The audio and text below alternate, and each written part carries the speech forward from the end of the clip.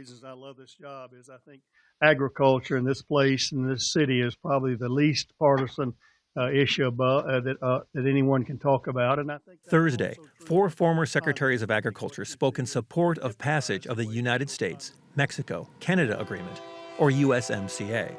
The update of the North American Free Trade Agreement, known as NAFTA, has been waiting for a vote in Congress since late 2018.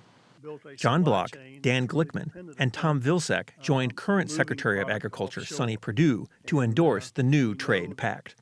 That uncertainty would be much worse if we didn't get a trade agreement with our partners, our neighbors, Mexico and Canada. After all, if we can't work out with them, then we can't work out with anybody. And then farmers really face very serious problems and anxieties.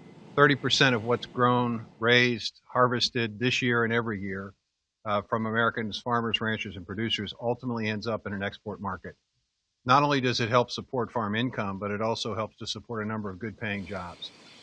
The elimination of Canada's Class 7 dairy classification was singled out as a victory for American dairy producers.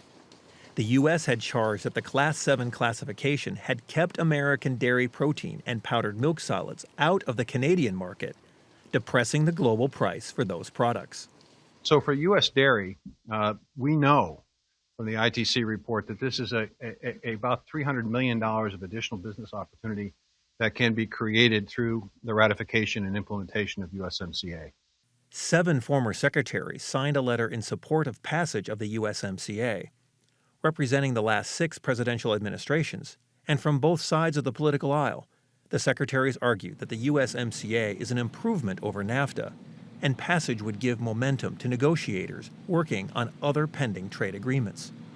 The Secretaries of Agriculture, both parties, are standing shoulder to shoulder saying to the Congress, go ahead and pass this legislation, because that's the first step.